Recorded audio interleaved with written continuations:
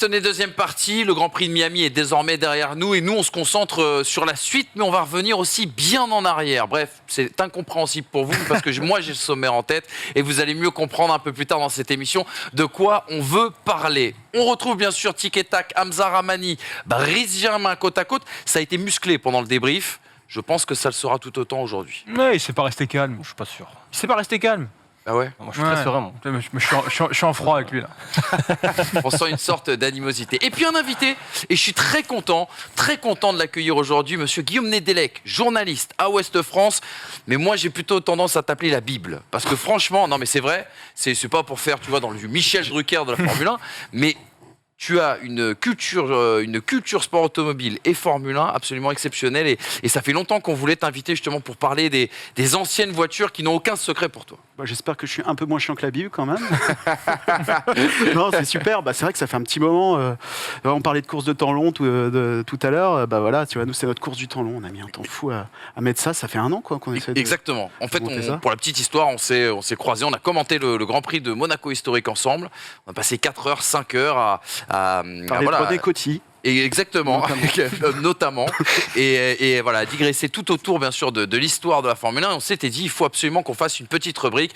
Une rubrique qu'on va retrouver justement dans le sommaire. Ce sera dans ton décryptage, Guillaume, puisque tu vas nous présenter 3 voitures de légende. Alors, je garde le suspense sur ces 3 voitures de légende. Vous verrez, il y a peut-être une petite surprise, mais en tout cas, il y a de très, très belles histoires. Et on reviendra avec toi. Donc, tu nous raconteras tes voitures de légende. Il y aura aussi ce débat qu'on va ouvrir dans quelques instants. Que doit faire Pierre Gasly?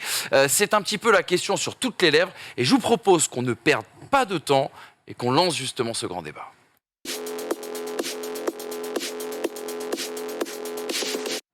Que doit faire Pierre Gasly pour les choix à moyen, long terme, en tout cas pour maintenir ou essayer de faire exploser cette carrière en Formule 1?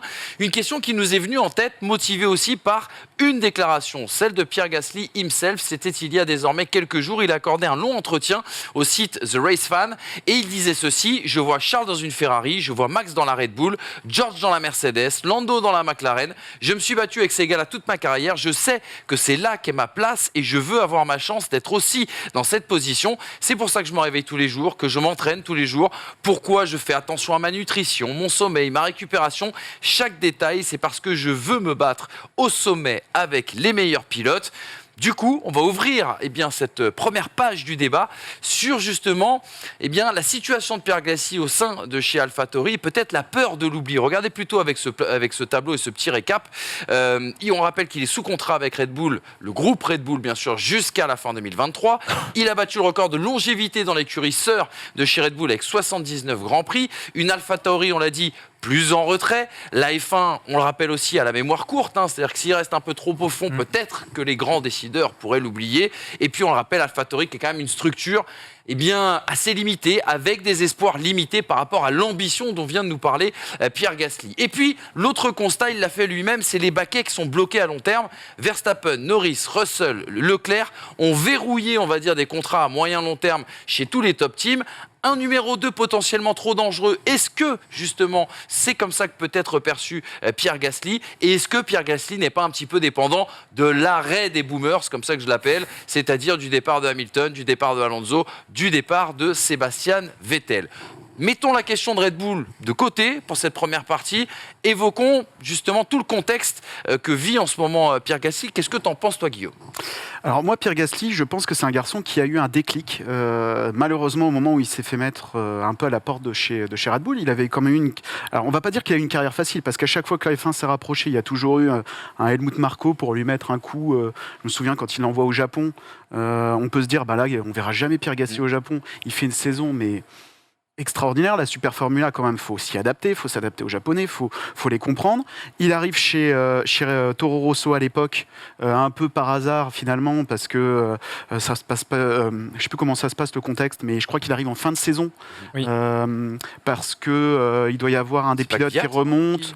C'est ça. Oui. Il y a un peu de tout ça. Il y arrive, il s'en sort plutôt pas mal. La saison suivante, il est au développement du moteur Honda.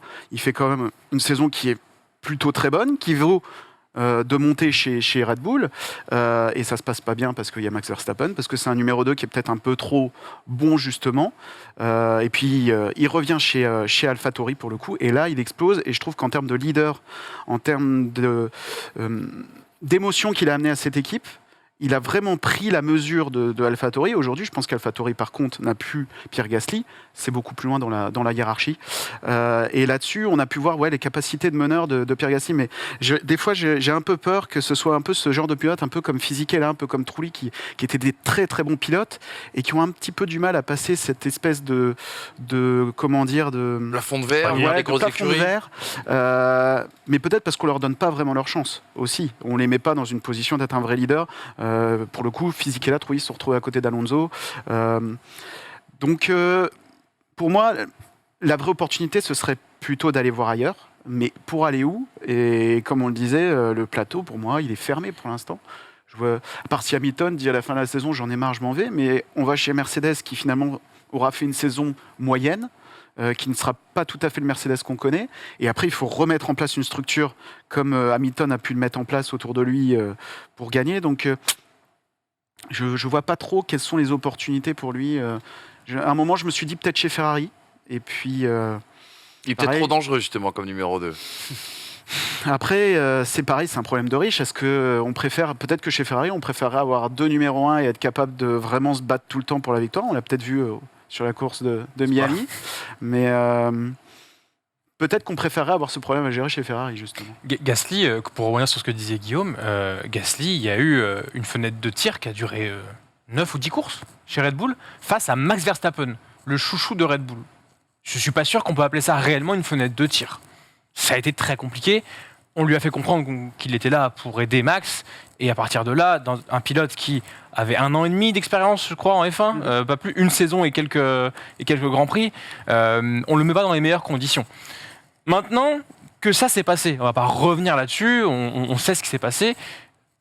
Pierre Gasly a su rebondir sur le point qu'il fallait qu'il soit le leader d'AlphaTauri. Ça, il l'est, et il n'y a aucun problème là-dessus. Maintenant, il doit aller plus haut que ça. Plus haut, ça veut dire soit avec Red Bull, soit avec notre écurie, soit qu'AlphaTauri grandisse. Et c'est un petit peu ce qu'on lui a vendu à Pierre Gasly. C'est qu'on voulait qu'il reste chez AlphaTauri, mais que le projet AlphaTauri allait s'indépendantiser, on va dire, de Red Bull, et que AlphaTauri pourrait être, à terme, une écurie de pointe. Or, on a vu depuis les dernières saisons qu'il y a eu une progression d'AlphaTauri. Cette saison, on commence à voir que ça redescend un petit peu. Il joue pas les mêmes positions que l'année dernière, Pierre Gasly. Et dû à la dépendance à Red Bull aussi, dans la conception de cette voiture. De toute façon, c'est pas une écurie qui, dans le plan initial, oui. ambitionne d'aller chercher des victoires ou aller chercher des podiums à la régulière. C'est ce qu'on cherche à développer maintenant. Red Bull a changé un petit peu de braquet à ce niveau-là et essaye d'avoir une écurie plus sœur que fille. Essaye en tout cas.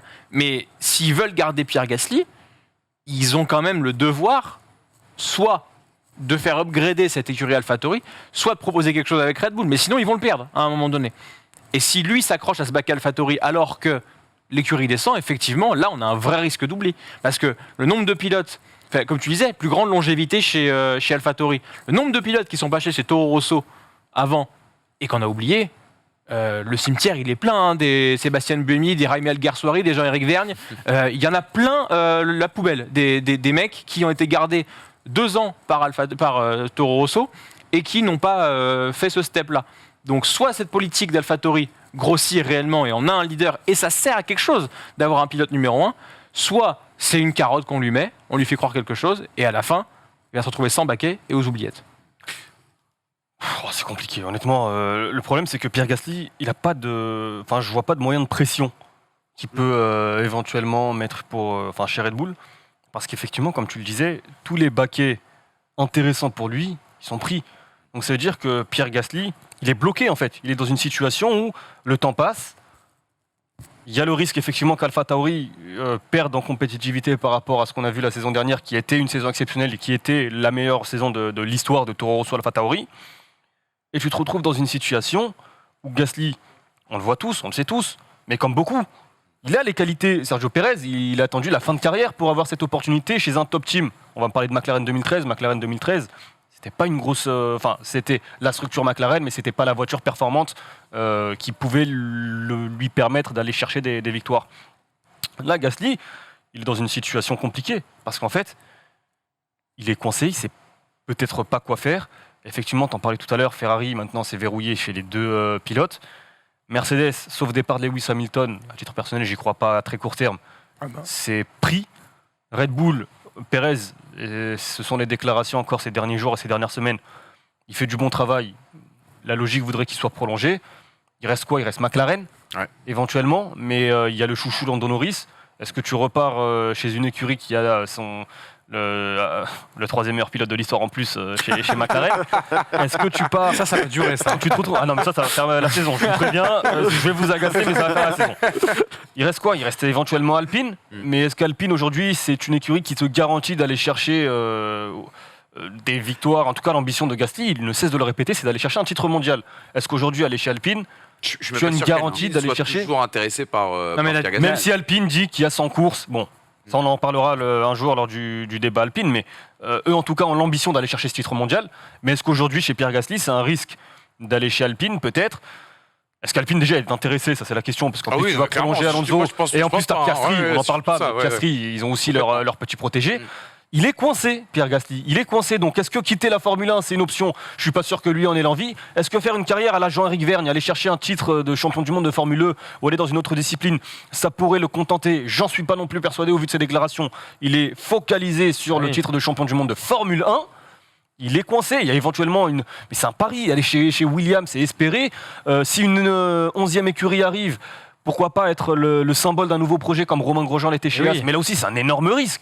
Gasly est coincé. Mais est-ce que c'est réellement un risque en sachant que aujourd'hui, quand tu es chez AlphaTauri, tu ne joueras pas le titre mondial? C'est parce qu'il y a Red Bull au-dessus. Il y a le plafond Red Bull. Ouais, mais alors qu'Alpine, il peut à un moment donné avoir un projet qui fait qu'ils seront champions du monde. On n'en sait rien. C'est une écurie constructeur. AlphaTauri subit. Je trouve que tu peux le prendre dans l'autre sens, dans le sens où justement, AlphaTauri, il y a la possibilité un jour de passer, si Perez, il y a un problème contractuel, si Verstappen, on n'en sait rien. Si dans 2 ans, on rappelle que Gasly il est sous contrat jusqu'en fin 2023. Oui, tout à fait. Si pour une raison ou pour une autre, Verstappen, il décide, ça semble complètement ubuesque, mais les signaux sont pas ouverts. Tout, il décide de partir. Il y a quand même la possibilité, infime, mais la possibilité de rejoindre Red Bull. Aller chez Alpine, enfin attention, Alpine pour moi c'est même pas une option. Il y a Alonso, plan A c'est Alonso, plan B, sachant que Ocon est verrouillé, plan A Alonso, plan B Piastri. Donc Alpine c'est même pas une option pour Gasly. Qu'est-ce qu'a fait Carlos Sainz? Il était chez Toro Il est Rosso. parti chez tout le monde. Mais attends, il est parti chez Renault, qui n'était pas forcément meilleur que AlphaTauri, enfin Toro Rosso à l'époque, enfin, pas beaucoup, je dis pas de bêtises. Mais la situation du marché était différente à l'époque. Mais il y a une place qui s'est ouverte. Il a pris la place en dehors du giron qui s'est ouverte et il a fallu 2 écuries différentes pour que derrière. On en revient chez Guillaume, quelle place s'ouvrirait? Mais pour le coup, tu n'as plus les possibilités de le faire. C'est ça. Ou alors tu vas chez Aston Martin, sauf que par exemple Aston Martin, c'est pas le Force India qu'on a connu, le grand Force India qui te sortait des voitures de derrière les fagots. Là, tu as une Aston Martin, le staff technique, bon. Voilà, Otmar il est parti. Ils nous font une voiture. Bon, même Sébastien Vettel n'est pas capable de la faire. Tu as un équipier, Lance Stroll, qui est là parce que je pense qu'on lui demande plus d'être là que par son envie. Donc, développement technique, tu n'as pas un mec Calagnac. Tu vas chez Sauber. Sauber, ça peut être intéressant, mais t'as Bottas qui est là et je pense qu'ils ont l'intention de construire autour de lui. Zou, je crois que c'est pas si mal ce qu'il fait, donc t'as pas trop envie de t'en aller. Et puis bon, vu ce qu'il rapporte, c'est bien aussi. Donc là, pour le coup, rapport. Et puis ils ont un jeune pilote comme Piastri, ils ont un jeune pilote qui pourrait à terme arriver pour cher. Williams. Alors après, c'est aussi le pari de se dire, ils vont signer avec les futurs motoristes. Si Porsche et Audi arrivent, alors. Je pense que ça va peut-être aller du côté de chez Red Bull et AlphaTauri, pardon. Mais dans ces cas-là, peut-être qu'il y a un coup à jouer en se disant, même si la base des moteurs, on connaît le groupe Volkswagen, ils vont nous sortir la même sauce sous des noms différents. Peut-être que Audi va avoir envie de gagner, peut-être que Porsche va avoir envie de gagner. Red Bull, ils vont dire, on a 2 équipes qui sont capables de le faire. C'est peut-être ça le pari. Est-ce que tu n'as pas l'occasion, ailleurs que chez AlphaTauri, de prouver ta valeur par un autre moyen que ce que tu fais actuellement? Parce que rester à la maison, enfin, c'est dur à dire de notre position, mais c'est entre guillemets facile, parce que on te met un coéquipier qui va changer, tu as battu Kiat, maintenant tu bats entre guillemets Tsunoda, c'est des jeunes qui arrivent, qui ont besoin d'expérience. Concrètement, il n'est pas énormément mis en danger, Pierre Gasly. Est-ce que sa valeur n'augmenterait pas en parcourant peut-être d'autres écuries de milieu de grille, mais en montrant qu'à chaque fois, Ricardo l'a il fait. est le patron. À l'inverse, tu disais l'exemple tout à l'heure de Carlos Sainz. Ricard, oui, il a régressé. Il était en haut. Mais en quittant le giron Red Bull, il est passé dans une écurie moyenne qui était Renault à l'époque, et il est dans une écurie moyenne où il se fait poutrer, qui est McLaren, où il n'est même pas le numéro 1. Et voilà. Ça lui fait mal, hein. Ça lui fait mal à Ricardo aujourd'hui. Exactement. Et c'est peut-être l'un des pilotes qui pourrait être l'un des prochains à quitter la Formule 1 si jamais il n'arrivait pas justement à redresser offrir un baquet à Pierre Gasly. Tu perds du temps en fait quand tu changes d'équipe parce que Ricardo, prenons l'exemple Ricardo, il part de chez Red Bull où il était installé avec Verstappen, ils étaient plus ou moins à se donner des coups de roue, si ce n'est plus, même si je sais pas comment ça se passait en interne. Il part chez Renault. Tu vas chez Renault, tu fais une première saison qui est médiocre. Tu fais une deuxième saison, tout le monde dit waouh, il est formidable, il est extraordinaire. Tu pars chez McLaren, c'est reparti, c'est remédiocre. Tu mets 1 an en fait à t'habituer à construire. Parce qu'en fait, quand tu es pilote de F1, tu es chef de projet finalement. Tu n'es pas seulement pilote. Tu dois fédérer autour de toi tes mécanos. Tu dois faire en sorte que les mecs, ils ont envie de faire 120% pour toi.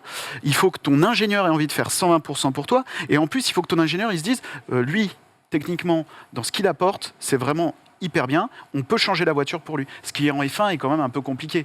Regarde, quand Sébastien Bourdet est arrivé chez Toro Rosso il y a 15 ans, tu lui en parles encore aujourd'hui, j'ai eu l'occasion de le faire à Spa, il te dit, on m'a vendu que je pourrais faire la voiture comme je veux, quand je suis arrivé, on m'a dit, on ne change pas la voiture, c'est à toi de t'adapter. Et justement, alors c'est très intéressant ce que tu dis, parce que... Très rapidement, par rapport à ce que tu dis, et en fait, Ricardo, faut pas oublier que lorsqu'il quitte Red Bull, il a quoi, 27, 28 ans, si je dis pas de bêtises. Là, Gasly, fin 2023, il aura le même âge. Exactement. Donc, il pourra plus se permettre de perdre du temps et de se tromper de projet. Et la différence aussi, c'est qu'il y a une question de profil. C'est très intéressant ce que tu viens de dire, c'est qu'il y a une question de profil. J'en viens à ce que je vous demandais tout à l'heure. Est-ce qu'il n'est pas un peu trop dangereux comme numéro 2 dans une écurie, par exemple, comme Ferrari, voire dans une écurie comme Mercedes, à voir la politique après qui sera mise en place en termes de management pilote, ou par exemple chez McLaren, et inversement, est-ce que, quelque part, il n'y a pas que des plans pourris, sachant que les numéros 1, ou en tout cas ceux qui représenteront l'avenir de ces top teams, ont signé sur le long terme. Quel sera le rôle de Pierre Gasly? Quelle sera la liberté? Effectivement, il peut faire peur à des écuries qui ont créé une stabilité avec leur line-up et qui ont créé un environnement vertueux. Pierre Gasly fait partie de cette clique de pilotes qui surperforment avec leur voiture et qui, à un moment donné, s'ils passent dans l'écurie supérieure, peuvent mettre en danger le pilote assis, présent, comme l'a fait Charles Leclerc, comme l'a fait Verstappen avec Ricardo, et comme l'a fait Lando Norris en arrivant, en s'imposant chez McLaren comme étant pilote numéro 1 avec les années. Donc effectivement, la décision pour un directeur d'écurie, elle est la même que Toto Wolff qui ne doutait absolument pas du talent de George Russell, mais qui doutait de l'équilibre peut-être fragilisé qu'allait arriver pour son écurie. Donc effectivement, prendre Gasly, c'est peut-être pas aussi évident qu'au moment où Mattia Binotto a fait le choix de Carlos Sainz, en se disant que Carlos Sainz, c'était déjà bien qu'il ait une opportunité telle dans une écurie comme ça et qu'il ne viendrait pas enquiquiner Charles Leclerc. Et validé par Leclerc. Et tu sais quoi, validé par Leclerc. C'est quand même là, je suis en train d'y réfléchir, mais en fait, l'autre possibilité, mais ça c'est aussi hypothétique, c'est Ferrari si demain Carlos Sainz n'arrive pas à performer avec ses nouvelles voitures. Mais là aussi, tu es dans une hypothèse 2, tu es dans l'attente 2. Est-ce que Pierre Gasly peut se permettre d'attendre 2? Est-ce qu'il a d'autres choix que d'attendre? Il y a trop de flou en fait autour de la situation de Pierre Gasly, mais si demain effectivement on l'a dit lorsque on a fait l'émission Carlos Sainz, Ferrari si demain Sainz ne convainc pas, ils sont tout à fait capables de l'écarter. On a déjà vu chez Ferrari, ils ont écarté Kimi Raikkonen. Même avec l'argent de Santander, comme tu aimes le répéter, mais Ferrari est capable d'écarter s'il le faut un pilote qui ne performe pas. Donc là, éventuellement, il y aurait une opportunité chez une grosse équipe. Mais bon, c'est une hypothèse lointaine, quoi. Guillaume, je me retourne vers toi parce qu'il y a une question sous-jacente. Je sais que tu es un petit peu plus insider que nous parce que tu as accès aussi à, par exemple, à Pierre Gasly. Tu as fait, je pense, plus d'interviews de Pierre Gasly l'année dernière que, plus que zéro. que nous, les pistonnés. Il y a un serpent de mer depuis à peu près 1 an, avec cette idée que Pierre Gasly pourrait incarner quelque chose, une sorte de rôle de numéro 2 chez Mercedes lorsqu'Hamilton partira. Ce jeu de chaise musicale, c'est un serpent de mer, c'est un fantasme ou oui, c'est des choses par exemple avec lesquelles tu parles avec certains confrères ou pas du tout? On s'est sorti, il me semble, autour du Grand Prix de France. Je me souviens qu'on en a parlé au moment où Bottas, on sentait que ça sous-performait, qu'il n'y avait plus l'envie de sa part, et puis que Russell, mine de rien, il avait quand même accumulé les bourdes chez Williams. Je pense que la question s'est posée. Après, pour en faire quoi, en fait, finalement? Parce que si tu le mets... Alors, peut-être si Hamilton décide d'arrêter, Pourquoi pas? Parce qu'on a vu la capacité, encore une fois, moi j'insiste vraiment sur cette capacité d'être leader dans l'équipe comment Pierre a réussi à mettre en place. Quand on voit chez Toro Rosso ce qu'il a créé autour de lui, ça me fait un peu penser à ce qu'Hamilton a été capable de créer un moment et ce que Vettel à l'époque de Red Bull avait été capable de créer autour de lui. Vraiment cette bulle de performance qui fait que on a un garçon qui surclasse, comme on dit. On en avait parlé avec les collègues, ça n'a jamais été vraiment très crédible. Et puis, qu'est-ce que ça voulait dire aussi? Alors là, on se met dans le rôle Toto Wolff. Je prends Pierre Gasly, je prends pas Lando Norris, je prends pas George Russell. Qu'est-ce que ça veut dire pour la formation des jeunes pilotes? Déjà, ils ont placé Esteban chez Alpine. Ils ont libéré la patate chaude. Parce que, mine de rien, Esteban avait largement aussi la maturité à un moment pour y aller. Tu dis non à Russell. À quoi elle sert ta formation de jeune pilote? En fait, c'est tout le problème aussi des formations de jeunes pilotes. Tu peux le mettre à côté de Russell, Gasly. Ouais, dans un rôle d'accompagnateur plus quoi. Mais tu prends le risque par contre que si à un moment Pierre il est à l'aise dans cet environnement, s'il arrive à avoir les gars autour de lui et que par exemple ça commence super bien, victoire tout de suite devant Norris qui essaye de gagner depuis un an. Ouais. Oui, tu peux tuer ton poulain, quoi. Voilà. Donc, et après, moi, je me mets aussi je pensais à une autre situation, mais on se met dans le rôle Toto Wolff, mais mettons-nous dans le rôle Helmut Marko, Christian Horner. J'ai Verstappen qui est un excellent pilote, j'ai Sergio Perez qui est un très bon numéro 2+, j'ai un autre leader chez AlphaTauri. Est-ce que j'ai vraiment envie qu'il s'en aille et qu'il aille faire ce qu'il fait chez AlphaTauri, chez les autres? Ça, je me pose la question. Mais en fait, aujourd'hui, c'est Red Bull qui est en position de force. C'est ça qu'il faut comprendre. C'est ça. Et justement, parce que Pierre Gasly n'a pas moyen de pression. Ouvrons très rapidement le volet Red Bull avec cette déclat de Christian Horner. C'était là encore une fois il y a quelques jours. C'était même à Miami pour The Athletics.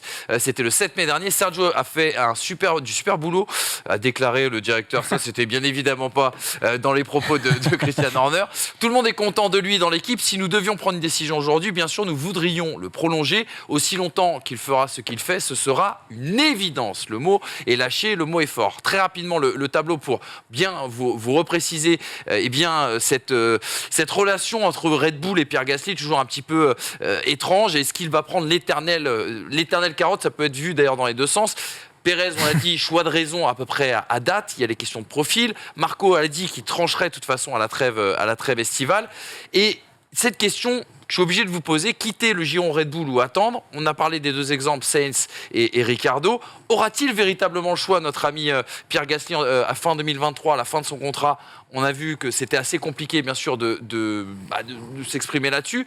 Et le laissera-t-on faire jeu égal avec Verstappen si jamais on le faisait monter numéro 2 chez Red Bull? En fait, la vraie question que je viens de vous poser, les gars, c'est est-ce qu'il a même intérêt à monter chez Red Bull et à être à côté du destructeur Max Verstappen?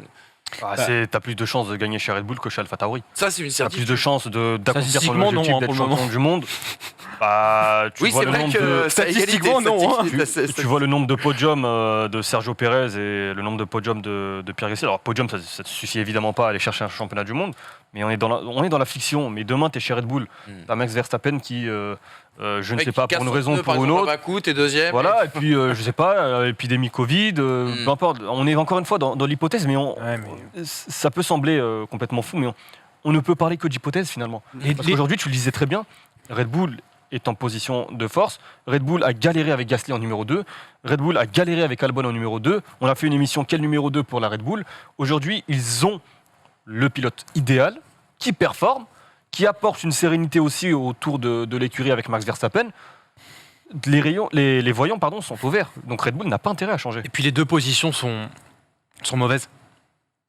Numéro 1 chez AlphaTauri, il y a un plafond de verre qui s'appelle Red Bull. Numéro 2 chez Red Bull, il y a un plafond de verre qui s'appelle Max Verstappen. Et surtout, tu endosses un t-shirt de numéro 2. Ce que tu n'as pas chez AlphaTauri, puisqu'AlphaTauri, tout le monde te dit waouh, c'est un super leader. Numéro 2 chez Red Bull, au pire, tu t'en rapproches. Mais après je suis toujours partisan du fait de dire que pour moi, les grands champions ont toujours été numéro 2 et ont renversé leur numéro 1. Hamilton a renversé Alonso, Verstappen a renversé Ricciardo, Leclerc a renversé Vettel. Dans l'histoire, tu peux aller très loin. En fait, tu as souvent quand même un mec qui est installé dans une écurie de pointe et tu as toujours un jeune qui arrive et qui va venir bousculer cette hiérarchie. Même Raikkonen l'avait fait avec Coulthard. Même si Coulthard, c'était pas non plus. Il était numéro 2 de Hakkinen à l'époque. Tout ça pour dire que il va devoir se mettre en danger à un moment donné s'il veut atteindre ce but d'être champion du monde. Parce que c'est pas en restant dans le confort, entre guillemets, même de la seconde place Red Bull ou de la première place AlphaTauri qu'il y arrivera, à mon avis. Il faut qu'il ait à un moment donné à se battre avec quelqu'un qui est sur le papier plus fort que lui, qui le renverse, et sa cote montera et on sera en train de dire Gasly top pilote, il lui faut une top voiture. Mais pour le moment, il a ce plafond de verre parce qu'effectivement, AlphaTauri ne lui permettra jamais d'avoir ce statut. C'est pas possible. Russell a ce statut parce qu'il a extrêmement surperformé par rapport à la Williams et qu'il était dans un giron. Mais là, le giron, il est bloqué par Sergio Pérez.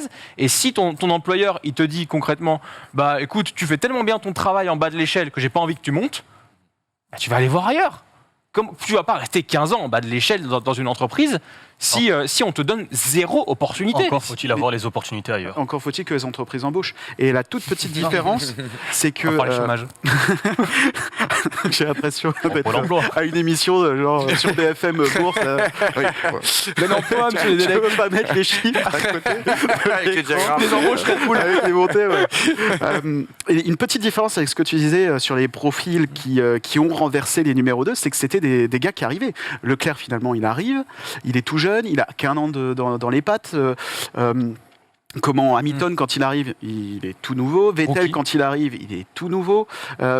Senna, même quand il arrive chez McLaren, il a quoi ? Oui, il a 2 saisons chez Toleman, 2 saisons chez Lotus. Bon, Donc, comme c'est Vettel peut-être- chez allez, Toro Rosso, c'est hein, l'exception. bon, il arrive chez Red Bull. Il avait Mais, déjà gagné avec Lotus quelque part. Il avait gagné avec Lotus, ouais. Mais il renverse, on va dire, il renverse un peu Nigel Mansell à l'époque, qui est un peu mieux installé. Donc en fait, tu es assez jeune. Là, Pierre, il est bien installé. Et il commence aussi, on en parlait, de l'horloge qui commence aussi à passer, quoi. Et il a Ça déjà fait, été chez Red Bull. Et il a déjà été chez Red Bull. Aussi. Ouais. Est-ce qu'il a réellement été chez Et- Red Bull ? Parlons-en. Non, c'est vrai, oui, tout à Est-ce qu'il fait. a réellement été chez Red Bull Dans avec ton une voiture esprit- qui n'est pas fait pour Dans lui ? ton esprit, peut-être pas, mais dans l'esprit des décideurs et des dirigeants Red Bull, C'est pas une chance qu'on lui offre. C'est Qu'on ce lui que a j'allais offert. dire, et pour contrebalancer l'argument de contrebalancement, double contrebalançage, c'est que j'allais dire aussi, on lui a jamais donné l'opportunité, comme on a pu donner aux autres pilotes, Hamilton, etc., l'opportunité d'arriver et de dire, c'est toi qui vas renverser la vapeur. Et ça, on lui a jamais donné. On lui a dit, tu vas être là, bon, bah, écoute, on est content que tu es là, tu vas rôder les pièces pour Max, parce que c'est bien. On lui a volé des ailerons avant au Grand Prix, au Grand Prix de France, Ouais. pendant qu'il faisait sa sieste. Il faut quand même le dire à un moment donné. C'est un mec qui n'a pas eu la chance égale qu'à Sergio Pérez. Parce que Sergio Pérez, il arrive avec une voiture en 2021 qui est beaucoup plus facile à conduire, et tout le monde s'en accorde chez Red Bull, que celle de Pierre Gasly en 2019. Qui a qui le est train arrière qui se baladait. dans tous les Exactement, sens. et qui est très axé sur le pilotage de Max Verstappen.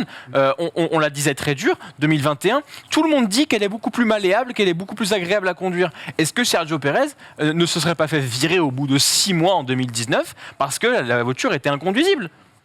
On ne le sait pas. Est-ce que Pierre Gasly a réellement eu sa chance c'est chez la dure Red loi de Bull ? la Formule 1. 10 courses dans Aujourd'hui. une voiture qui n'est pas faite pour toi, avec la pression de 2 mecs, 3 yeux qui te regardent et qui font hein, on va voir si tu vas réussir, on va voir. Attention, il y a Mais Max à côté. est-ce hein. que- mais je suis pas d'accord. Fabrice, est-ce que c'est pas le décalage entre Pierre Gasly et son ambition qui arrive chez Red Bull et qui se dit je vais me faire Max Verstappen, et à l'inverse le management Red Bull qui s'était dit bah, on a Max Verstappen, c'est notre superstar, et on a ce Pierre Gasly qu'on a mis à côté de Max Verstappen et qui va rendre service à son numéro 1. Mais Est-ce qu'il n'y a pas un décalage aussi, tu vois, Peut-être. de faire Quand tu regardes finalement la carrière de Max de Pierre chez Red Bull, elle a toujours été entachée, je dirais pas de croche-pied, mais il a souvent été dans la difficulté. On lui a jamais donné ce qui fait qu'il a une force de caractère aujourd'hui, qu'il est capable de s'en sortir sur plein de choses. Et ça, c'est vachement appréciable. Mais moralement, il est très fort aujourd'hui, Pierre, mentalement aussi. Mais on voit, je pense, la Super Formula. Je me souviens, en GP2, il gagne le GP2. Tu es censé monter, on promet le volant. On lui dit, mais non, tu l'auras pas, ton volant, tu vas aller au Japon. Et puis au Japon, on espère. En fait, je pense peut-être qu'au Japon, on espère que ça va se passer correctement, mais qu'il va pas surperformer. Dommage, il faut qu'il y ait un cyclone pour pas qu'il soit champion. C'est vrai. Et là, bon, on se dit, peut-être qu'on va le mettre dans la voiture. Et qu'il ça a fait été pas que hostile, ça, hein. Pierre. Il a Et- jamais été en position, on lui a dit, c'est toi le champion, c'est toi qui vas gagner, c'est terminé, c'est comme ça. Après, une autre réalité qu'on rappelle souvent et qu'on adore rappeler, c'est que Red Bull est un vendeur de canettes. et que non, mais attends, il y a un raisonnement. C'est un peu une discussion de samedi soir. Mais il y a un raisonnement derrière ça quand même. C'est que Red Bull était encore interdit en France jusqu'à 2008. Ouais. D'où l'absence d'éclosion dans la seule filière qui avait réellement qui sortait des pilotes, qui était Red Bull. Il y avait un très bon pilote qui s'appelait Sébastien Bourdet, qui était français, c'est super, on a pu lancer les canettes. Et qui est sorti au moment où les Red Bull ont été légalisés en France, 2007 ou 2008, je sais plus. Ouais, on est dans ces eaux-là. Ouais. Mais le marché français, pour Dietrich Mateschitz, ça n'a jamais été la panacée. Quand tu as Alex Albon couvre un marché à la Thaïlande et que tu as un Sergio Pérez couvre le marché comme le Mexique, bah peut-être qu'aussi, quand on prend des décisions dans un board tel que Red Bull, qui est quand même le roi quand même du marketing et de l'explosion, de l'essor de son entreprise, peut-être que le marché mexicain, le marché thaïlandais, c'est plus agréable, plus facile à pénétrer que le marché français, où il y a des Rapidement, réticences. ça, ce sont des considérations, je pense, importantes, mais aujourd'hui, factuellement, si on parle que de sportifs, ils ont le duo parfait, ils ont les performances pour, enfin, tout plaide pour Sergio Pérez et pour l'actuelle philosophie et politique de Red Bull. C'est se mettre en danger que de vouloir aller récupérer Pierre Gasly. Donc Oui, quand tu dis, oui, il a eu que 10 courses, c'est vrai, c'est terrible, c'est le sport automobile, c'est même le sport de haut niveau.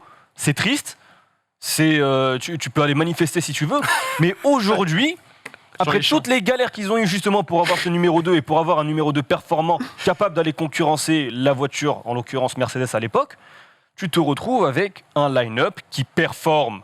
Et tu te retrouves avec une voiture performante. Oui, et tu te retrouves avec une écurie qui est capable aujourd'hui d'aller chercher un championnat du monde pilote et un championnat du monde constructeur. Donc faut qu'il Quel est se barre. l'intérêt d'aller chercher Pierre Gasly? Donc faut qu'il se barre, parce que ça veut dire qu'il a zéro opportunité Et d'évolution. pour aller où? Encore une fois, c'est la question du début. Peut-être que la meilleure solution qu'il a, c'est de re-signer d'un an, un an, et puis dès C'est que ça. l'opportunité Un arrive. peu comme avec Bottas, mais dans le sens inverse. Eh ben regarde, c'était les propos, et c'est le propos de Franz Tost, et je pense qu'on refermera là-dessus. Bien sûr, le boss d'AlphaTauri qui disait ceci à propos justement de la suite. Alors il rappelait déjà Franz Tost que Pierre Gasly est toujours sous contrat, et il dit s'il ne va pas chez Red Bull, AlphaTauri est une bonne équipe pour lui. Nous ne sommes pas parmi les meilleurs, mais nous nous améliorerons toujours. Et toutes les autres écuries ne sont pas tellement mieux lotis que nous, il faut réfléchir avec attention quant à un départ. Il faut que ce soit un endroit où il puisse dire oui, c'est mieux, je vais gagner du terrain ici et avec cette équipe, je peux remporter le titre mondial. Ouais. La conclusion de ce débat, il nous l'a apporté Franz Tost. Il faut être attentif et attentiste peut-être du côté de chez Pierre Gasly en attendant les soubresauts du marché. J'espère En fait, que les agents bossent. Le temps est son problème, mais c'est peut-être aussi sa seule solution d'attendre. De toute façon, une éventualité de marché ou aller chercher, comme le dit Franz, aller chercher Red Bull. Mais Puis en F1, la stabilité est toujours meilleure. On voit que les Oui. équipes qui gagnent, elles sont hyper stables. Et pour les pilotes, c'est pareil. non, mais tu l'as parfaitement démontré avec l'exemple Ricardo. De toute façon, quand tu vas dans une nouvelle écurie, il y a un temps d'adaptation. Et le temps d'adaptation, c'est un temps de perdu, effectivement. Il faut un départ surprise. Il faut un départ surprise tel Rosberg en 2016. Il faut un truc qui bouge totalement les lignes à un moment où justement tout n'est pas calculé pour que les chaises musicales se remplissent et qu'on prévoit Alonso s'en va donc on met Piastri, machin. Non, il faut un départ surprise, quelque chose, une retraite d'Hamilton, un truc qui fasse bouger toutes les lignes pour que Gasly en profite pour s'insérer dans une des lignes. Mais pour le moment, effectivement, tant que tout est préparé, les filières prendront le dessus, les pilotes numéro 1 prendront le dessus et Gasly il est dans cette sphère-là, un petit peu de ce sas d'attente. J'espère vraiment pour lui que ses agents bossent très dur pour trouver le bon truc au bon moment, parce que l'heure tourne. Exactement. Et ne surtout pas tomber dans l'oubli avec des saisons difficiles chez AlphaTauri. On l'a dit tout à l'heure, la F1 a parfois la mémoire courte. Voilà pour ce débat. N'hésitez pas à nous donner votre avis en commentaire. Que doit faire Pierre Gasly? Si vous lui donnez des petits conseils, des petits tips, je sais que Pierre regarde les pistonnets. Non, c'est une blague, bien évidemment. C'est peut-être le cas, mais on n'est pas au courant. Tu lui enverras le lien, Donnez Guillaume. votre avis, c'est tout ce qui nous intéresse pour poursuivre la discussion, bien sûr, avec nous sur les réseaux sociaux et en commentaire de cette vidéo. Hamza, je te laisse partir. C'est l'heure des vacances, là, il y a un avion qui Allez, se on y va. prépare. Et nous, on va lancer un décryptage de grande qualité et on va parler d'histoire, les amis, dans les pistonnets. Un peu de culture F1, ça fait jamais de mal.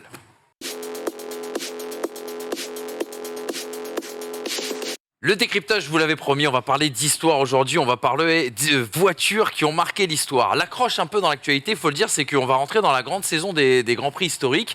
Il y a un grand rendez-vous qui vous attend, notamment du côté de Monaco. Si vous n'avez pas pris vos places, allez-y, c'est le week-end prochain. Et si jamais vous ne pouvez pas vous déplacer, bien évidemment, allez sur Automoto la chaîne, je crois que vous aurez une belle surprise, on vous en reparlera. Il y a le Grand Prix de France historique aussi également qui arrive. Bref, il y a un petit peu avec l'arrivée de l'été, et le printemps qui commence à nous régaler tout simplement. Il y a cette nostalgie, on va dire, de ces vieilles voitures, de ces vieux moteurs, de ces voitures qui ont marqué l'histoire. Et puisqu'on a la Bible avec nous aujourd'hui, à savoir Guillaume Nedelec, il fallait absolument qu'on en parle. Avant de commencer et parler des Grands Prix historiques, tu nous as sélectionné 3 voitures, Guillaume, qui ont pour toi marqué l'histoire, en tout cas qui ont marqué ton cœur, je pense, dans ton amour et dans ta passion pour le sport automobile et la Formule 1. Et tu voulais nous parler, et ça je trouve ça super intéressant, d'une Delage, la 15 S8, une voiture qui courait en 1927, donc on n'était pas en Formule 1 avant, c'était le sport automobile, la catégorie reine, on va dire, de l'avant-guerre. C'était les Grands Prix. Exactement. Raconte-nous un petit peu le contexte de l'époque et pourquoi cette voiture. Alors en fait, le sport auto va connaître un vrai gros essor en même temps que l'industrie automobile va se lancer. Et à l'époque, il faut bien se dire que les marques de luxe, elles sont en France. Elles sont pas en Allemagne, elles sont pas en Italie. C'est Bugatti, c'est Delage, c'est Delahaye. T'achètes des vraies voitures de luxe. Et donc pour montrer qu'on est meilleur, la vraie solution, c'est de faire de la course auto. Donc on lance petit à petit des compétitions, les 24 heures du Mans en 1923, et les Grands Prix, qui sont en fait des courses de vitesse. À l'époque, qui sont quand même très longs. On va sur des courses de 3 voire 4 heures. On peut des fois changer de pilote. Et on lance donc cette catégorie des Grands Prix qui est en fait l'ancêtre de la Formule 1. Et Delage, donc alors la première version sort en 1926 avec une différence par rapport à celle-ci, c'est que l'échappement est du côté du pilote. Donc je te laisse imaginer à la fin de la course l'état du bras du pilote. Ils n'arrivaient pas à terminer, ils étaient asphyxiés par les gaz d'échappement. Et donc en 1927, ils sortent cette Delage 15 S8 qui elle a 10 ans d'avance sur tout le monde. Quand tu la vois, elle est plus basse, le moteur est plus bas, tout est bien calculé. On le voit pas trop. Si on a une autre image, on pourra le voir. Il y a des petites ailettes derrière. On commence à avoir un petit peu alors on va se dire des regards aérodynamiques, mais pas du tout. En fait, c'était pour éviter que les graviers partent dans le casque. Et cette voiture vraiment est en avance et elle va gagner toutes les courses l'équivalent du championnat du monde de l'époque. Il y en avait, alors c'était 4 grandes courses. Il y avait Montlhéry notamment, et il gagne toutes les courses avec un pilote qui s'appelle Robert Benoît, qui est typique des pilotes des années 30, on va dire ça. C'est le gars, il a une gueule, il fume, voilà, c'est un peu débonnaire, quoi. Et ce gars-là, il fait une saison extraordinaire. La voiture est tellement extraordinaire qu'elle a coûté très cher à Delage, qui va avoir des problèmes financiers et qui va être acheté par Delahaye, qui était le concurrent. Donc bon, ça, c'était pas le bon plan. Mais la voiture, elle va vraiment marquer les esprits. À tel point qu'elle va continuer à courir jusqu'en 1935 avec un autre moteur, un moteur ERA, qui était une marque britannique. Et elle va permettre à un pilote qui s'appelait Dick Seaman de se faire remarquer. Et c'est là où on va passer sur le côté autour du sport auto. C'est que Dick Seaman, il va être engagé chez Mercedes et en 1936, il va proposer au service secret allemand, attention, point Godwin, d'assassiner Hitler. D'accord. Voilà, un pilote. D'accord. Et alors, le pilote Robert Benoît va devenir, lui, par la suite, pilote Bugatti. Il va devenir directeur de l'écurie Bugatti. Il va gagner les 24 heures du Mans avec Bugatti en 37. Et par la suite, avec la plupart des membres de l'équipe Bugatti, il va devenir un résistant, membre des services secrets anglais. Et il va participer au développement de la résistance pendant la Deuxième Guerre mondiale. Donc, notamment être point d'attache pour pas mal de groupes nantais, pour développer, pour recevoir des armes et puis pour faire du sabotage. Bon, malheureusement pour lui, il va se faire arrêter, il va finir déporté en camp de concentration. Mais ça montre, en fait, moi ce que j'aime beaucoup, c'est que c'est des voitures on tente des choses. On se dit, tiens, là, c'est vrai que les voitures, quand elles sont hautes, quand on compare aux Alfa Romeo P3 qui étaient assez hautes, on se dit, ah ouais, c'est quand même bien de travailler sur la gravité. Ah, c'est quand même bien, là, on va faire un 8 cylindres d'1,5 litre de cylindrée. Bon, après tout, pourquoi pas. Qui va développer 180 chevaux. Et en fait, ça marche, ça va vite. Et ces voitures-là, moi, je me régale à les voir rouler. C'est vraiment mes préférés. Monaco historique, l'an dernier, on s'était régalé à les commenter. Et en face, il y avait la vraie concurrente qui était la Bugatti 35, qui, elle, va gagner plus de 2000 courses, des rallyes, la Targa Florio, tout ce que vous voulez. Elle gagne encore des courses. Donc, ouais, moi, j'aime beaucoup cette période. Et puis, on pourra raconter les Allemands qui arrivent avec des voitures, mais de l'espace, pour le coup. L'Auto-Union, quand elle arrive, mais tu te dis, mais qu'est-ce que c'est que ce truc? On met un moteur derrière le pilote et ça gagne. Et tu te dis, ouais. Et là, on est sur le proto de la F1 et on n'est pas encore dans la F1, mais on est vraiment, voilà. Et ça, c'est ce qui va faire le succès derrière. Les Grands Prix étaient tellement extraordinaires que, ouais. Ça me marque beaucoup, cette période. Cette Delage, par exemple, elle va courir, je crois, à Monaco le week-end prochain. Je pense qu'elle va courir avec un moteur ERA. Ça ne me surprendrait pas que ce soit avec un moteur ERA, parce que, justement, comme le moteur était un peu dépassé 10 ans après, ils ont mis un moteur plus moderne, qui était un peu plus puissant, plus performant, mais la structure de la voiture était tellement bonne qu'elle n'était pas du tout dépassée. Et c'est important qu'on en parle parce que c'est vrai que la Formule 1 officiellement a commencé en 1950, mais le sport automobile remonte à bien avant. Et comme vient de nous expliquer Guillaume, ce qui est intéressant, c'est qu'on a les balbutiements et une première pierre, en tout cas, ce que sera la Formule 1 à partir de 1950. Je te propose qu'on remonte, on continue de remonter un petit peu le temps.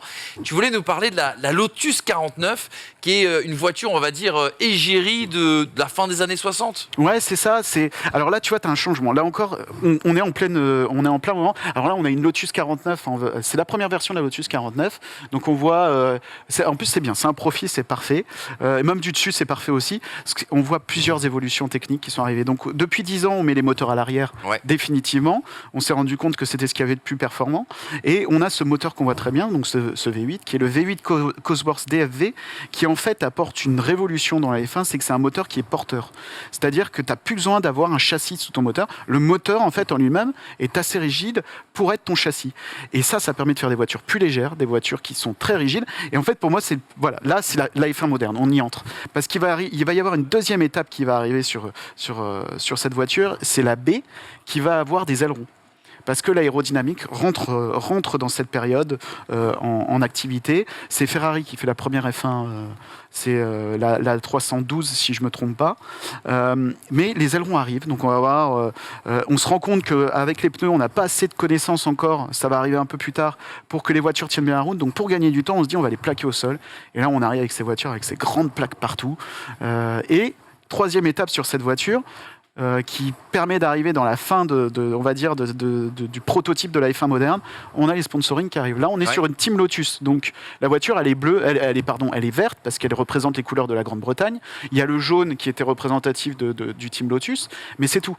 Pas de sponsor, rien du tout. Sauf qu'en fait, en 1969, ils arrivent avec un sponsoring qui est une marque de tabac fort connue, qui n'est plus connue aujourd'hui. Donc, on va dire la marque Chut Chut, pas de marque. Voilà. Mais ils arrivent avec du sponsoring. Et ça, ça révolutionne. Et alors là, en 3-4 ans, ça va être la folie. Et là, on dessine aussi la F1 moderne, puisqu'on va avoir du sponsor de pétrolier, du sponsor de tabac, beaucoup d'argent. Parce que ça y est, l'argent va arriver beaucoup plus qu'avant.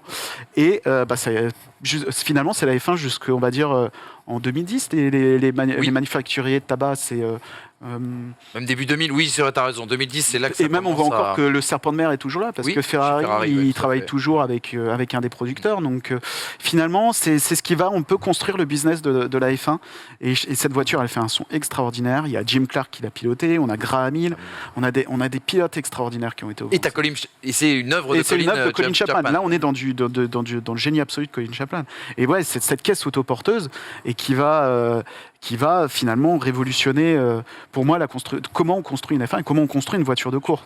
Toutes les voitures de course. Je suis abasourdi par la finesse de l'arbre arrière. T'as l'impression que c'est un tube de tôle pour monter un chapiteau. et en fait, Guillaume n'en a pas parlé, mais moi, j'adore cet âge-là aussi parce que c'est l'âge de... Il y a Lotus, certes, mais c'est l'âge quand même du briquet de broc et de l'arrivée des idées bien avant l'arrivée de l'argent en soi. C'est-à-dire que c'est vraiment... on tente d'avoir un moteur, on tente de construire quelque chose, on met sur 4 roues et on voit ce que ça donne. C'est très britannique comme esprit à cette époque-là. Et d'ailleurs, c'est plus tard qu'on verra d'ailleurs l'Oda Hunt, mais on voit très bien cet esprit dans Rush, pour ceux qui n'ont pas vu le film, cet esprit où dans leur garage, des particuliers, certes fortunés, tentaient des choses et tentaient de créer la voiture entre guillemets la plus rapide du monde avec leurs propres moyens. Et quand on voit un petit peu comment ces voitures sont faites à l'époque, c'est de la semi-professionnalisation. C'est-à-dire qu'on est dans l'innovation la plus pure parce qu'on n'a pas de contraintes de grands groupes à l'époque encore. On développe, c'est vraiment du développement et du jus de cerveau. Et c'est une époque qui est pour moi assez pure dans le sport automobile. La F1 des petits artisans, quoi. La F1 qui n'existe plus aujourd'hui, quoi. Ouais, c'est ça, qui a disparu, mais ce sera l'objet de la troisième voiture dont on va parler tout à l'heure, qui est une belle merguez. Ouais, alors attends, la cherté. Non, parce que je vous raconte rapidement les coulisses des choses. Je dis à Guillaume, écoute, on va faire un truc un peu historique. Dis-moi 3 voitures qui t'ont fait rêver. Là, les 2 que tu nous as proposées avec les histoires, en plus c'est passionnant à t'écouter, je comprends. Mais alors dis-nous la troisième. Dis-nous la troisième parce que là j'étais surpris. Je J'ai dit, mais Est-ce que je attends, peux te faire une dernière petite ellipse sur la Lotus 49 excuse-moi. Parce que la Lotus 49, elle arrive avec un nouveau règlement. Comme je disais avant, c'était des petits moteurs. Il y avait des V6, le V6 Dino sur les Ferrari. Là, ils reviennent, ils disent on va mettre des moteurs 3 litres avec un. Donc vous faites ce que vous voulez. Ferrari viennent avec un V12. Donc il y a le Cosworth qui arrive, qui est sur la Matra, qui est sur à peu près tout le monde en fait. Je sais plus qui d'autre. BRM peut-être fait un peu, essaye de faire. Oui, ils font un V16 à un moment. Ils se disent tiens après tout pourquoi pas. Perdu pour perdu, on va faire quelque chose. Eux ils mettent ce V8, mais en fait ça va poser un problème et c'est un autre point de la F1 moderne qui arrive, c'est la sécurité parce que les Formule 1 nouvelles vont devenir très rapides et les circuits vont être complètement dépassés. Et l'exemple le plus marquant, c'est l'accident de Bandini en 67 où le circuit est plus du tout adapté et les accidents se multiplient. Et comme Jackie Stewart le disait, il perd pratiquement tous ses amis en moins de 3 ans. Rint, il y a X qui manque d'y passer aussi quand sa voiture prend feu, je crois que c'est à Zandvoort. Enfin, il y a hécatombe. Voilà, il y a une vraie hécatombe parce que les Formule 1 sont trop rapides par rapport au circuit. Donc les circuits vont se mettre à niveau et puis les F1 vont aller encore plus vite avec l'aéro qui va se développer avec les pneus, donc les circuits vont encore se remettre à niveau et là aujourd'hui je pense qu'on est quand même arrivé sur un équilibre qui est plutôt intéressant quand même. Malheureusement il a fallu une catastrophe en 94 pour que ça arrive, mais aujourd'hui quand même on est à un niveau de sécurité. Et pareil, c'est le prototype aussi de la F1 moderne et du de la GPDA, donc de l'association des pilotes de Grand Prix. C'est à ce moment-là, c'est avec ces voitures-là que ça naît bien évidemment. Alors là, on va faire un bond dans le temps, je disais. Début 2000, tu nous as sélectionné. Alors c'est La vrai, rose. Non, c'est La pas la rose rose. aileron. Mais je te laisse le dire, Guillaume. C'est quoi la voiture que tu nous as sélectionnée? J'ai choisi la toute dernière Prost, la P04, avec le moteur Ferrari. J'adore. Alors, à la base, moi, j'ai juste une affection totale pour cette voiture. Parce que quand elle sort en 91, moi, je suis né en 91, donc en 2000, j'ai 9 ans.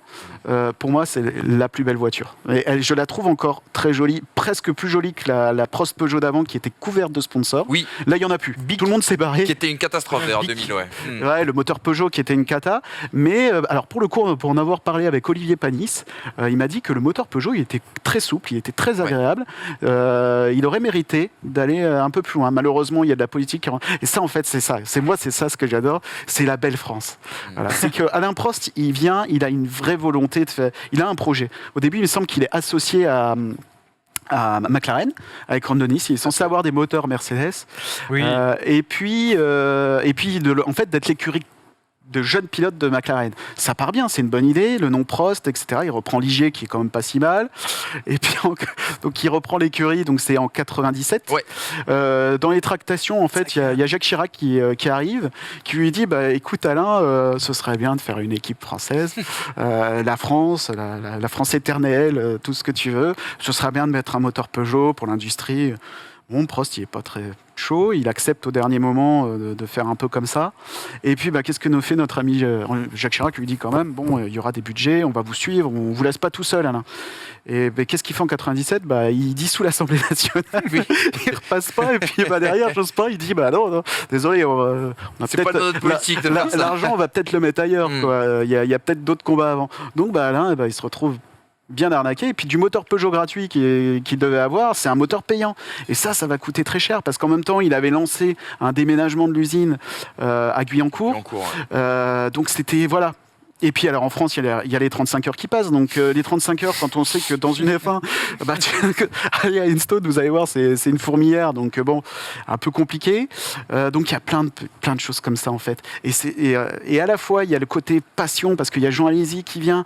Bon, Gaston Mazzacane qu'on voit à l'écran. C'était son anniversaire dimanche dernier d'ailleurs. C'est pas lui qui a le plus marqué, mais Gaston Mazzacane. Tu sais ça, c'est beau ça. Alors là, par contre, moi je. Non, mais tu disais et après-demain, c'est celui de Nick Heidfeld, voilà. Tu disais que j'étais une bime, mais non. toi, en fait, t'es le document pour faire marcher Apollo 11, quoi. T'as une question, t'as une réponse. mais c'est intéressant ce que tu viens de dire sur Prost, c'est-à-dire que Chirac avait été fort, il avait réussi à forcer la main et à Peugeot et à Prost, et c'est ce qui a fait que le mariage n'a jamais fonctionné. Mais mine de rien, tu m'étonnes que derrière, il y a une frilosité en France sur créer un Grand Prix, Bien créer sûr. une écurie. C'est que quand tu vois qu'il n'y a qu'une partie du pan politique qui va te soutenir, alors que dans les autres pays, c'est l'État qui s'en charge et qui met des millions et des millions, qu'est-ce que tu veux lutter Et on contre parle ça? d'une époque où l'État s'intéressait de près à la Formule 1. Encore. vraisemblablement. Alors imagine maintenant, quand tu mets 23 millions sur la table alors que tu as des grands prix de Jeddah qui mettent des 75 millions, sûr, qu'est-ce que tu bien veux sûr, faire quoi? bien On sûr. peut pas lutter. Il y a un dernier truc à dire sur cette saison 2001, qui est la dernière, tu disais, de Prost. Il y a une accumulation de pilotes. Oui. En termes de management, c'est un enfer. Parce que tu disais, alors, allez-y à des bons résultats. Je crois qu'il marque ses premiers points au Canada, puis après il fait Monaco, il Il doit marque marquer des un points point. aussi, c'est ça. et puis il y va, hein, parce que Ouais. il y a notamment il doit y avoir sur YouTube ses derniers tours avec la voiture, Mhm. mais franchement c'est du allez-y. Oui, l'avoine. C'était à l'époque où Canal se moquait de lui ouvertement, mais je peux vous dire qu'il devait pas trop connaître la F1 à ce moment-là chez Canal, parce que ça a bien changé depuis, heureusement. Il se moque de lui, mais le Grand Prix de Monaco qu'il fait, le Tour Qualif qu'il fait, avec une voiture qui est en crabe partout. Ouais.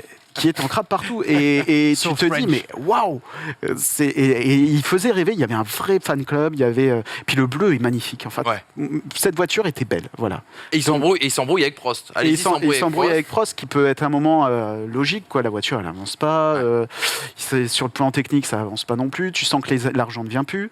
Eux qui étaient très amis aussi. Hein. Ouais. Après, je pense qu'ils ont quand même gardé des contacts. Oui, depuis. Je sais pas s'ils sont toujours fâchés, faudrait leur demander. Cette voiture, elle a marqué notre génération aussi parce que c'est à peu près l'âge où on a commencé à avoir des jeux vidéo et en fait tu prenais la voiture française. Enfin, moi je me Vous voulez souviens. gagner avec une voiture Formula française. One 97, Formula One 2001, avec Pierre Van Vliet qui me répétait sans arrêt, il a encore tapé le rail, parce que j'avais 8 ans ou 9 ans, et je prenais la Prost Peugeot. C'est vrai que c'est une voiture qui est mythique pour les Français qui sont nés dans les années 90, parce que mine de rien, on a grandi avec cette voiture en porte-étendard avant que Renault arrive sur Benetton, mais ça a été...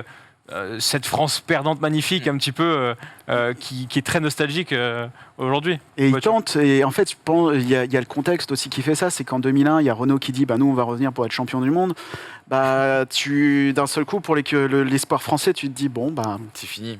écoutez, On va mettre le ailleurs, ouais. hop, on a un autre projet, c'est très bien, et c'est dommage que ce soit terminé. À un moment, ils sont rachetés par un truc qui s'appelait Phoenix, Oui, et c'était Ah ouais l'Arlésienne.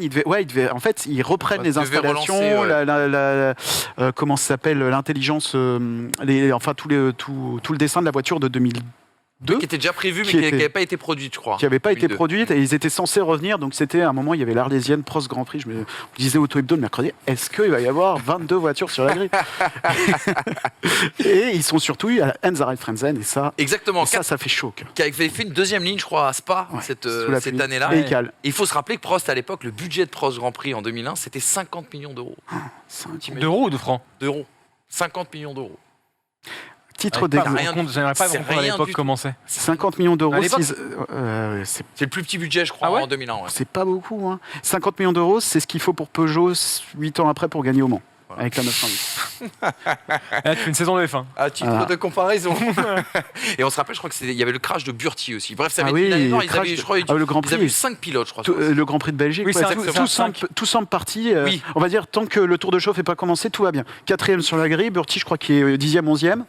Bon, il se met en grille, Frenzen, il cale. Bon, terminé, il part dernier. Burti, 6e tour, il s'accroche avec Irvine, mince, dans le retour. Je ne sais plus comment il s'appelle, le virage à Spa, où ça va très vite. Il finit sous le mur de pneus. Il y avait eu, pour le coup, il y avait eu un coup de peur. Énorme Blanchiment. frayeur. C'est peut-être blanchiment, ouais. Ouais, crois que énorme c'est ça. frayeur. Je crois que sa tête, il y avait un œdème à la tête et qu'ils avaient dû, je Oui. crois, pour retirer le cerveau, pardon, Oui, bien excuse-moi, sûr. le casque surtout. Ça avait été assez compliqué. Bon, en tout cas, merci pour ces souvenirs et merci surtout pour cette culture F1. Je vous rappelle que si vous n'avez pas pris vos billets pour le Grand Prix de Monaco historique, c'est encore possible. Que si vous ne souhaitez pas vous déplacer et écouter deux brillants commentateurs sur une superbe chaîne, ils sont ici présents et ça se passe bien sûr ce dimanche sur Automoto la chaîne. On vous attend les amis. Et puis le Grand Prix de France historique va venir très très vite aussi. Et franchement en fait, c'est un petit tips, on terminera ce décryptage qui aurait été exceptionnellement assez long, mais parce que je pense que ça le mérite. Je pense que pour tous ceux qui découvrent la Formule 1 et qui sont piqués de ce sport, allez allez écouter ces voitures-là, parce qu'on a fait l'expérience, par exemple, quand on était au Grand Prix de France, Ouais. et que certaines voitures des années 70, 80, 90, même début 2000, avec ce moteur qui te produit une émotion, un bruit, une symphonie, quelque chose, franchement, ça vaut tout l'or du C'est une monde. un truc perfusion à aller voir. d'histoire. C'est une C'est une perfusion perfusion d'histoire. d'histoire. C'est Sur, exactement ça. sur un petit espace, pas assez pour qu'on se pose des questions entre guillemets inutiles et qu'on comprenne pas l'intérêt de voir ça. Juste, tout se procure dans le son, dans l'émotion du son.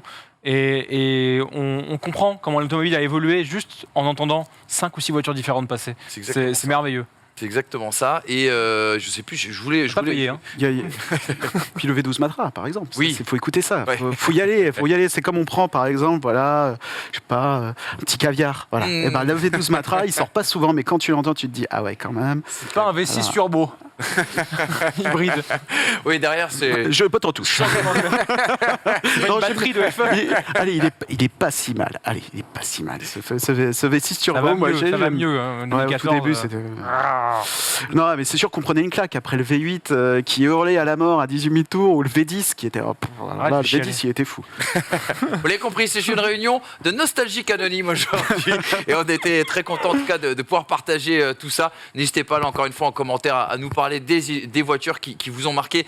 Il y en a tout un tas et on y reviendra bien évidemment dans les semaines qui viennent. Et aller donc du coup dans les grands prix historiques, c'est super important. T'as jamais fait Goodwood, Guillaume ? Si. Alors, pas Goudou. Moi, j'ai Ouais. fait Festival of Speed, qui Ouais. est pas mal aussi, parce que, mine de rien, il y a pas mal d'anciennes qui viennent. Mais ouais, j'aimerais bien y aller à Revival, là. J'avoue que c'est un petit rêve. Ça, c'est pas mal. Et puis, alors, en plus, on est obligé d'avoir le petit costume, là. Oui, il y a un dress code. Je te vois bien avec la casquette et tout, en train de fumer la pipe sur le bord de la piste. Ça me ressemble parfaitement. Tu vas très très bien. Un ça. monocle et un chapeau melon. Et son petit thé, On vous mettra la photo sur les réseaux, c'est promis. Allez les amis, avant de se quitter, un petit quiz des familles très rapide et très sympa.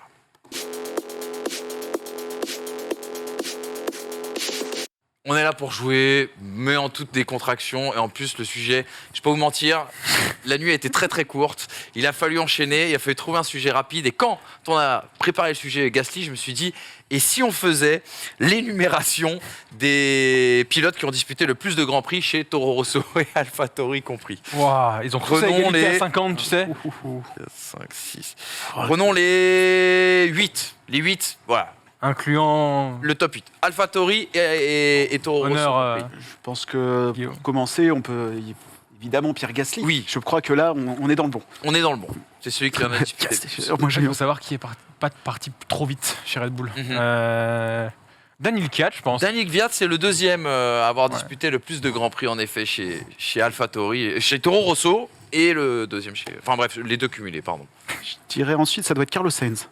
Carlos Sainz, il est en effet dans ce top 8, mais il n'est Ah. pas. Il apparaît à la excuse-moi, à la 4e position. Mais tu l'as. C'est validé. Jean-Éric Vergne. Jean-Éric Vergne, Jean-Éric en effet, avec 58 Grands Prix, c'est le 3e pilote à avoir disputé le plus de Grands Prix avec les deux entités. Vous m'avez sorti 1, 2, 3, 4 noms. Sébastien Buemi. Sébastien Buemi, tu es bon, en effet. 55 Grands Prix, c'est un de moins que C'était mon Carlos prochain. Sainz. Et est-ce que... Attends, Moi, je me souviens de celui qui après est devenu DJ. C'était Oui. Jaime Alguersuari. Ouais, mais lui, il est est-ce pas que dedans, vous le je mettez pense. dans le top 8 Ah, moi, je le mets pas dedans. Pas sûr. Moi, je ne le mettrais pas dedans non plus parce qu'il a dû faire 2 saisons. Brandon Hartley, non. Oui, c'est vrai que Brandon Hartley est passé par là. Tu as eu Scott Speed. Scott Speed, il n'est pas dans le top 8. Il n'est pas dans le top 8. Vite Antonio Luzzi. Vite Antonio Luzzi. Attends, 1, 2, 3, 4, C'est beau ça. 6. Il est dans le top 8. Ah. Et c'est le 8e. Ouf, Sébastien Bourdet. Alors Sébastien, Non. Sébastien Bourdet, Eh ben, il doit en il n'est faire une pas- vingtaine. il On est con. est pas dans le top 8. Il est à 27 Grands Prix et il en a et Luzzi par exemple en a 35. Donc ça se joue à pas grand Mais chose. non, en fait, du coup, je vais dire une bêtise. Il y en Il est a parti un. en 2009. Il y en a un. Il y en a un que vous avez cité tout à l'heure en fait. Et il y en a un que vous avez forcément. Alors, il y a Sébastien Sébastien Vettel. Vettel. Non, Mais il est pas dedans. Il y a Max Verstappen. Non, Non, il reste pas très peu de dedans. temps. Il reste très peu de temps. Il reste Ouais. un an. Oui, exact. Daniel Max- Ricciardo. Daniel Ricciardo oui. en effet. Et il y en a un que vous avez cité, mais Jaime Alguersuari est bien Ah bon dans le top 8 Ah. des pilotes ayant disputé le plus de Grands me Prix. souviens. 46. DJ Voilà. Souza. Ouais, et puis surtout de se faire allumer par Helmut Marko en direct.